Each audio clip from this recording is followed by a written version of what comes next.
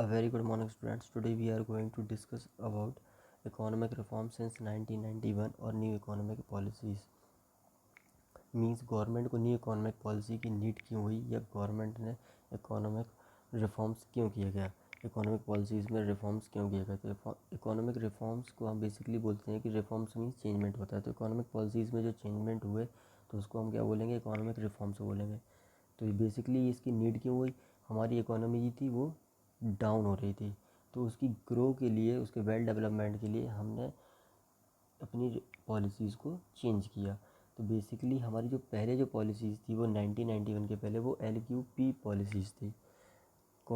L से हमारा licensing था, Q से हमारा कोटास था, P से परमिट था। लेकिन 1991 की पॉलिसी जो हमारी LPG पॉलिसी थी उसमें क्या था, L से लिबरलाइजेशन था, P से प्राइवेटाइजेशन था, G से ग्लोबलाइजेशन था।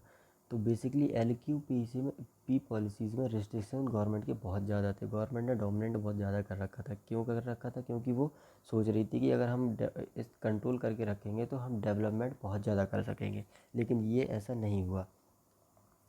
तो लाइसेंसिंग की अगर हम बात करें तो कोई भी इंडस्ट्रीज अगर डालनी है, लगानी है, तो क्या करना पड़ेगा, हमें लाइसेंस लेना पड़ेगा। प्रोडक्शन बढ़ाना है तो लाइसेंस लेना पड़ेगा।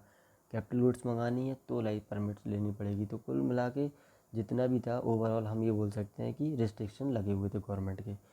तो जो 1991 में जो LQP पॉलिसी जो रिप्लेस हुई, किसने किया उसको रिप्लेस, LPG में रिप्लेस हुई, ठीक है ना। अब हम बोलेंगे कि हमें नीड क्यों हुई इकोनॉमिक पॉलिसीज़ की। तो हम देखते हैं कि हमारी क्या क्या इकोनॉमी में प्रॉब्लम आ रही थी। तो फर्स्ट हम बोलेंगे high physical deficit. High physical deficit means physical means क्या होता है, गवर्नमेंट के रेवेन्यू एंड एक्सपेंडिचर्स, गवर्नमेंट के रेवेन्यू एंड एक्सपेंडिचर्स में कमी आ रही थी। कैसी कमी आ रही थी देखते हैं। It refers to borrowing by the government on account of excess of it expenditures over revenue during a year.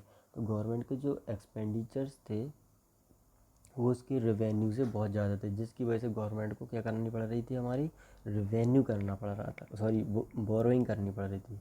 तो बोरोइंग बढ़ गई थी, बोरोइंग बहुत ज़्यादा हो गई थी, जिसकी वजह से जो हमारा एस्टीमेट था फिजिकल डिफिसिट का वो 1981 के टाइम पे GDP का 5.4% था, और 1990 टू 91 के टाइम पे 8.4% ऑफ GDP था, जो कि बहुत ज़्यादा था।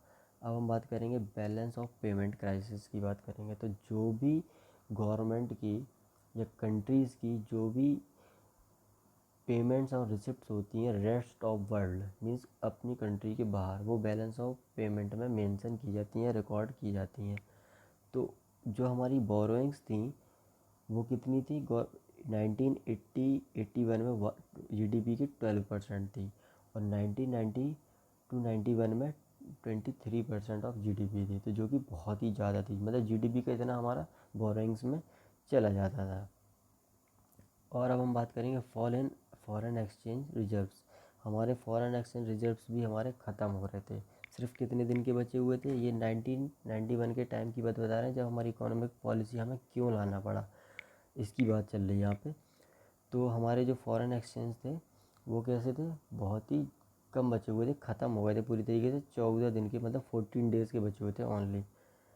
इन्फ्लेशनरी स्पायरल की बात करें, इन्फ्लेशन क्यों आता है, महंगाई क्यों आती है, सीधी सी बात है, महंगाई जब गवर्नमेंट के ऊपर लोन ज़्यादा आ जाता है, बोरिंग्स ज़्यादा हो गई थी गवर्नमेंट की, इसलिए क्या हो रहा था, कमोडिटीज़ के प्राइस इंक्रीज़ हो रहे थे, प्राइस बहुत ज़्यादा बढ़ रहे थे।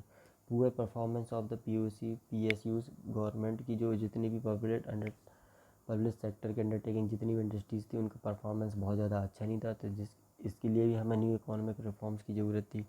तो ये सारी बेसिक हमने 5 चीज़ें देखी, जिसमें हमने ये अंडरस्टैंड किया कि हमें न्यू इकोनॉमिक रिफॉर्म्स की नीड क्यों हुई, या न्यू इकोनॉमिक पॉलिसीज़ की नीड क्यों हुई। अब हम बात करेंगे इकोनॉमिक एलिमेंट की बात करेंगे, न्यू इकोनॉमिक एलिमेंट। तो बेसिकली हम लास्ट में भी पढ़ चुके हैं कि liberalisation, privatisation and globalisation, these are 3 new economic policy. अब लिबराइजेशन की बात करें तो लिबराइजेशन का मीन्स क्या था, it means freedom of the producing units. Means अब जो है, जो इंडस्ट्रियलिस्ट थे, जो इंडस्ट्रीज़ थी वो फ्री थे कितनी भी यूनिट, कितना भी प्रोडक्शन करने के लिए।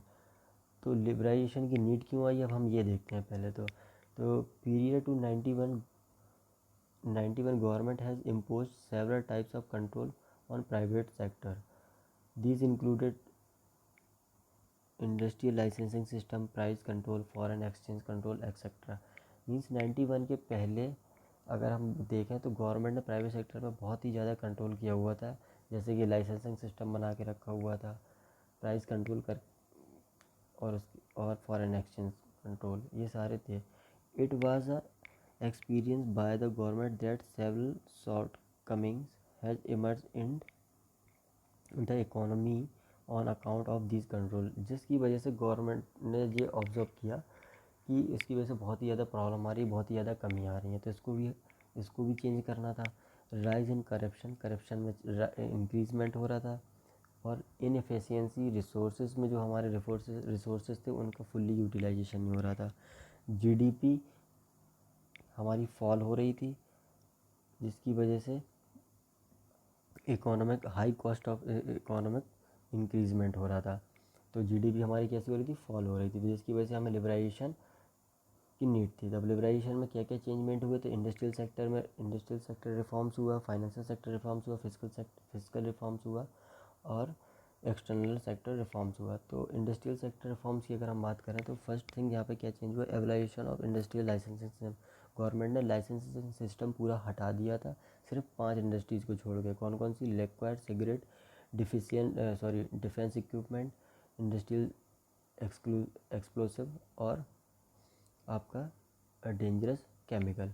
तो इन 5 को छोड़ के गवर्नमेंट ने लाइसेंसिंग सिस्टम पूरी तरीके से हटा दिया था, क्योंकि इनमें अगर लगाने का एक रीज़न था कि इनका मिसयूज़ होता. भाई डिफेंस इक्विपमेंट्स बनते तो टेररिज्म बढ़ता, और डेंजरस केमिकल्स में ज़रूरी था लगाना. लिक्विड आप समझ ही सकते हो, सारी चीज़ें अंडरस्टैंड कर सकते हो नॉर्मली. अब बात करेंगे हम सेकंड पॉइंट की, construction of public sector. Means जो गवर्नमेंट ने 17 इंडस्ट्रीज़ अपने अंडरटेकिंग कर रखी थी, उसका रिड्यूसमेंट करके 8 इंडस्ट्रीज़ अपने अंडर में करी पहले तो 2010 और 11 में. और करंट टाइम में सिर्फ और सिर्फ गवर्नमेंट के अंडर में 2 इंडस्ट्रीज़ हैं. कौन कौन सी, एक तो एटॉमिक है और दूसरा आपका railway, atomic energy and railways. और dereservation of the production area का डी रिजर्वेशन होना. पहले जो एसएसआई था हमारा, जो स्मॉल स्केल इंडस्ट्रीज थी, वो रिज़र्व था, उसके लिए रिज़र्व था. फिर गवर्नमेंट ने क्या किया, उसका डी रिजर्वेशन कर दिया. अब बात करेंगे हम expansion of the production capacity में इंक्रीजमेंट होना, बढ़ना. कैसे बढ़ना, क्योंकि गवर्नमेंट मतलब जो भी हमारा प्राइवेट सेक्टर था वो कितनी भी कैपेसिटी में प्रोडक्शन कर सकता था. Freedom to import capital goods import करने के लिए फ्रीली इम्पोर्ट कर सकते थे, जिसकी वजह से हमें अच्छी टेक्नोलॉजी में मशीनरी मिल सकती थी, जिससे हम बेटर क्वालिटी में कम रेट्स में प्रोडक्शन कर सकते थे. अब हम बात करेंगे next, financial sector reform. Financial sector में क्या रिफॉर्म्स हुए, तो जो 1991 के पहले जो हमारे नॉन बैंकिंग इंस्टीट्यूट थे, नॉन बैंकिंग फाइनेंशियल इंस्टीट्यूशन थे, और स्टॉक एक्सचेंज मार्केट थे या फॉरेन एक्सचेंज थे, ये कौन रेगुलेट करता था, ये आरबीआई रेगुलेट करता था. लेकिन बाद में 1991 के बाद आरबीआई ने क्या किया कि जितनी भी कॉमर्शियल बैंक थी उनको रेगुलेट करने के लिए ये कहा, और ख़ुद फैसिलिटेटर बन गया. मतलब आरबीआई सिर्फ और सिर्फ कॉमर्शियल बैंक के लिए फैसिलिटेटर था. अब कॉमर्शियल बैंक को जो भी रेंट डिसाइड करना है, जो भी कॉमर्शियल बैंक को जैसे जो भी लोन दे रही है उसका क्या रेट, इंटरेस्ट रेट रहना चाहिए, क्या नहीं रहना चाहिए, ये सब कॉमर्शियल बैंक के अंडर में कर दिया था. तो गवर्नमेंट जो हमारी आरबीआई थी वो रेगुलेटर से क्या बन गई थी, फैसिलिटेटर बन गई थी. तो ये हमारा फाइनेंशियल चेंजमेंट हुआ था. अब हम बात करेंगे फिजिकल रिफॉर्म्स की. तो physical reforms related to revenue and expenditure of the government. तो सीधी सी बात है कि जो गवर्नमेंट के रेवेन्यू एंड एक्सपेंडिचर थे उससे रिलेटेड हमारा फिजिकल रिफॉर्म था, या फिजिकल जिसे हम बोलते हैं. तो गवर्नमेंट ने क्या किया था, अपनी इनकम को इंक्रीज़ करने के लिए बहुत सारे टैक्सेस लगा रखे थे, जिसको 1991 की पॉलिसीज़ में ख़त्म करके सिर्फ दो तरीके से टैक्सेस में कन्वर्ट कर दिया था, direct tax and indirect taxes. Direct tax वो टैक्स होता है जो आपकी इनकम पे लगता है, सीधी सी बात है. और इनडायरेक्ट टैक्स वो होता है जो आपको इनडायरेक्टली पे करना पड़े. लाइक गवर्नमेंट ने प्रोड्यूसर के ऊपर टैक्स लगाया, प्रोड्यूसर ने होल सेलर को, जैसे कोई प्रोड्यूसर कोई कमोडिटी बना रहा है तो गवर्नमेंट ने उसके ऊपर जो कोई टैक्स लगाया उसने उसको होल सेलर के ऊपर प्रोडक्ट वो टैक्स को लगा दिया। होल सेलर ने कंज्यूमर को टैक्स लगाया, तो ओवरऑल वो इनडायरेक्टली कौन पे कर रहा है, कंज्यूमर पे कर रहा है। तो ये हो गया आपका इनडायरेक्ट टैक्स। डायरेक्ट टैक्स वो होता है जो आपकी इनकम और वेल्थ में लगता है। तो ये आपका टैक्स हो गया, फिजिकल रिफॉर्म्स हो गया। फोर्थ आप पॉइंट आपका है external sector reforms. External sector reforms means foreign exchange, जो कि हमारे पास 14 डेज़ के बचे हुए थे।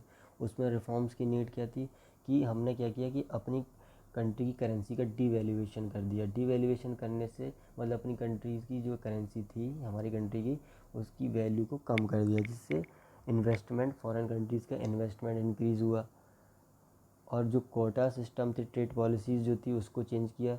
जो जितने भी कोटास और टैरिफ सिस्टम था वो सारा हटा दिया, तो जिसकी वजह से हम जितनी भी कैपिटल गुड्स थी या इंडस्ट्रीज़ थी वो लगना और आना शुरू हो गए। मतलब इम्पोर्ट और एक्सपोर्ट का इंक्रीजमेंट हुआ, जिसकी वजह से हमारे फॉरेन एक्सचेंज में इम्प्रूवमेंट हुआ और हमारी जीडीपी में भी ग्रो हुआ। तो I hope you will understand it. Thank you very much.